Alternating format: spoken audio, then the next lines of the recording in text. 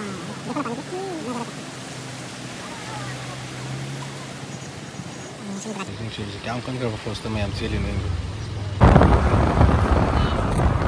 ma'am.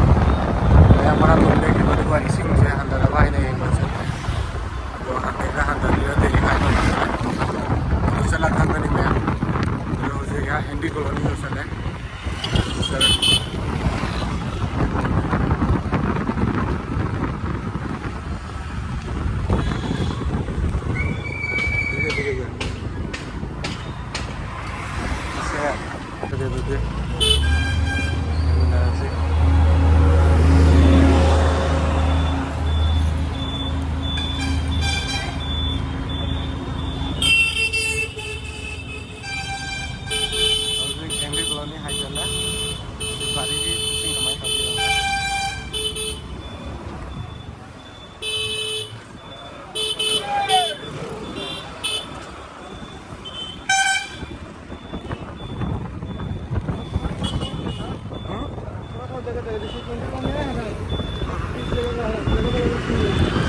Endi colony si pari isi berat isi setamai na.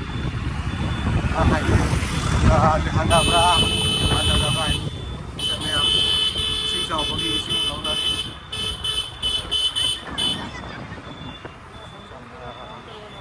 Isi lawan lagi. Isi jauh mana kerawan ada. Ya, handle mana? थोड़ा काम करवाना पड़ेगा। Handle जगह रहा वो तुम्हारा राइट साइड में दिखता है। इसी पात्र है। बराक नदी से पानी आ रहा है रे। इसी हैंडल है बराक से।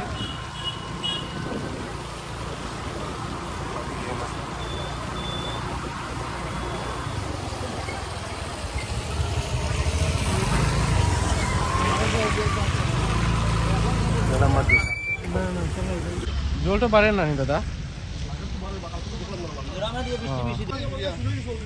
वो तो ওখানে জল আবার শুরু হয়ে গেছে তো এদিকে মানে আগের লাগান কালকে হইলো নি ওলা আমরা খালি বাড়ে ওদিকে যদি বেশি পড়লে তো প্রবলেম मैं मिसिंग जाम हेल इसिंग खरा हेंगले हंदा रांग दे इसिंग खरा हेंगले हाइदे हंदा हाइदे रांग दे लिक्विड जेनी बोल होंदा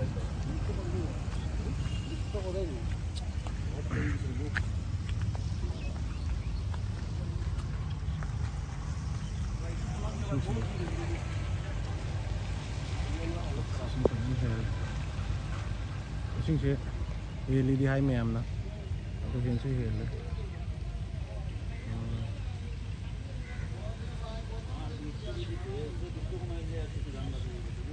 सुंदर चंग यार जिनसे का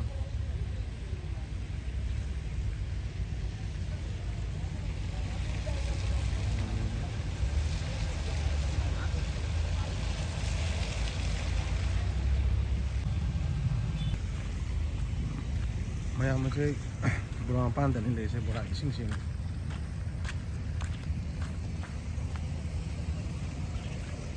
जामदांग ना लेदरा बा जाम इसिंग से जामने आईडी जाम हिंगा ले इसिंग से काइथा ले इसिंग से काइथा ले तो 80 का काइथा ले पूरा लो है नंदी बुरा इसिंग से 좀 택나래. 너무 좋다.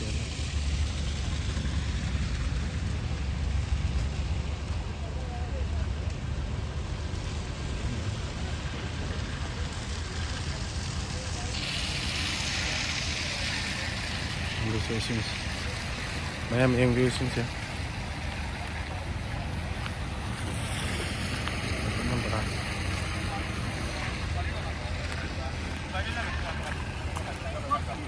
इसिंग हेल मैम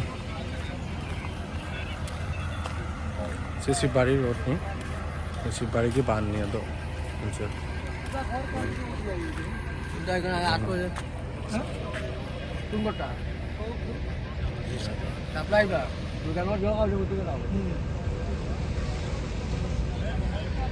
तो पारे जोल पारे ना ꯏꯁꯤꯡ ꯁꯨꯖꯥ ꯃꯅꯥꯛꯇ ꯂꯩꯔꯒ ꯑꯩꯅ ꯂꯦꯞꯄꯤꯁꯦ ꯌꯦꯡꯁꯦ ꯃꯌꯥꯝ ꯈꯤꯇꯪ ꯇꯧꯔꯛꯀꯗꯕ ꯋꯥꯠꯂꯤ ꯍꯥꯏꯗꯤ ꯈꯨꯗꯤꯡꯃꯛꯇꯪ ꯍꯥꯏꯗꯤ ꯂꯝꯕꯦꯟꯒꯤ ꯂꯦꯚꯦꯜꯗꯒꯤ ꯂꯝꯕꯦꯟꯒꯤ ꯂꯦꯚꯦꯜꯗꯒꯤ ꯈꯨꯗꯨꯞ ꯑꯅꯤꯃꯨꯛꯇꯪ ꯋꯥꯠꯂꯤ ꯃꯌꯥꯝ ꯌꯦꯡꯕꯤꯁꯦ ꯈꯨꯗꯨꯞ ꯑꯅꯤꯃꯨꯛꯇꯪ वाले लम्बन की लेवल लगी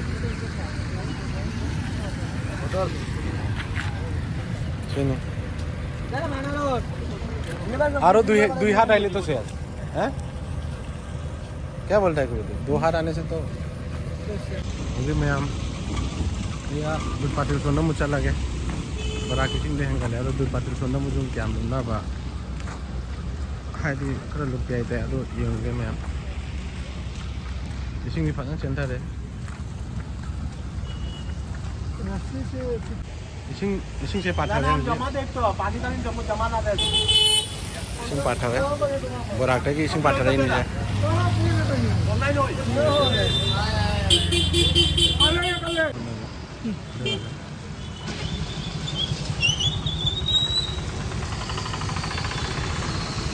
आई काकू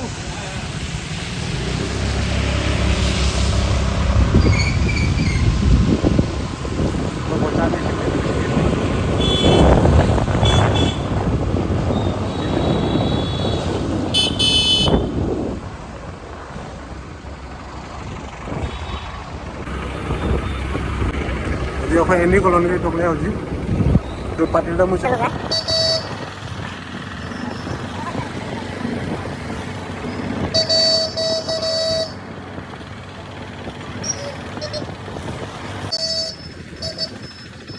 macam macam, ada tu patil dah macam ni sini buat ni.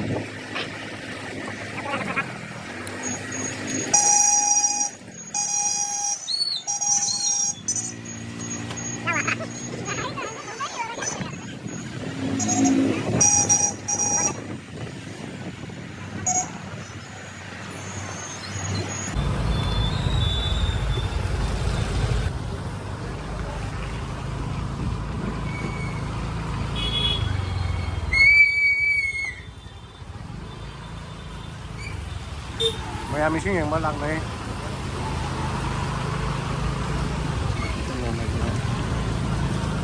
Ya, phải đặc biệt là kìa.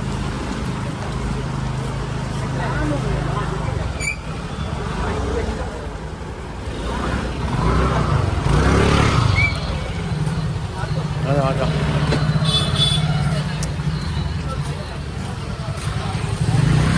Yan siya nang punagatin.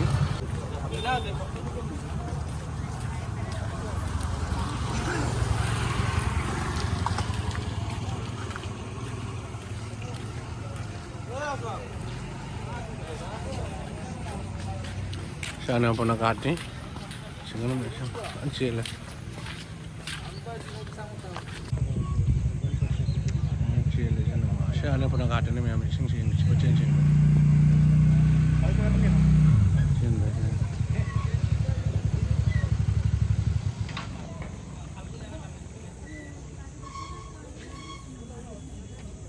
फजाना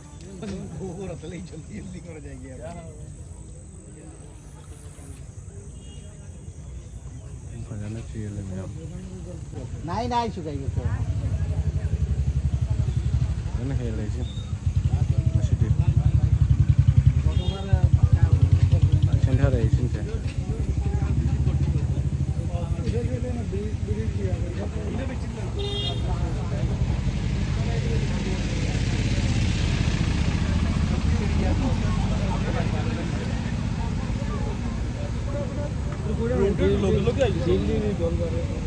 Neng ta bro. Isin khana di hangal ni.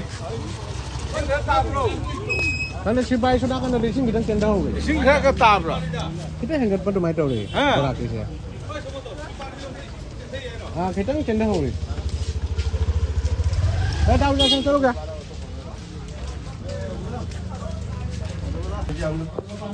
Water level से hangal bora ki में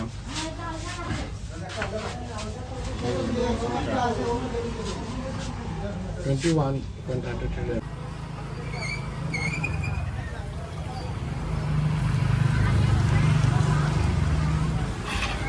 Dạ mình xin ngủ bé lặng đấy nhé.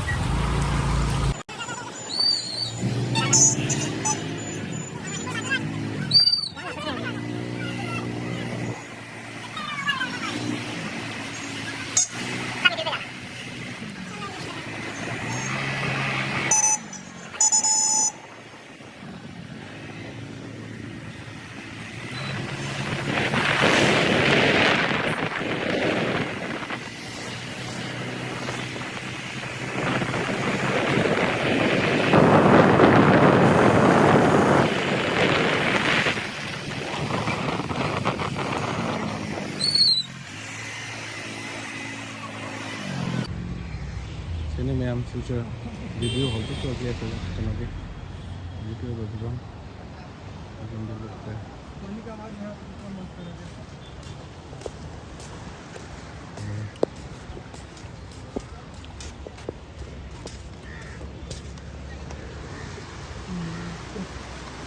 देखना mobile वाल मत गिरा लेना पड़ेगा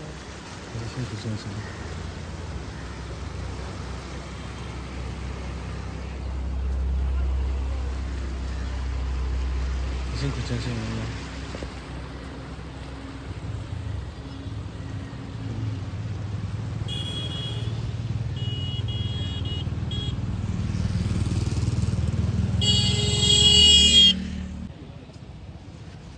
Isin kucing sini ma'am.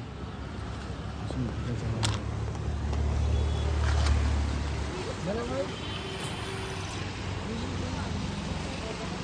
Sini kan thum में जो से Murah apa nih kan ini? Nanti sih kalau tengah kan itu mah. Nanti di sini kan ini.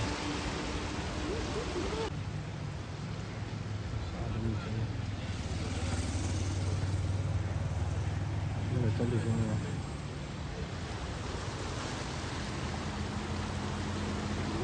Ini saya mau tanya kita video sih bersih jaga jaga.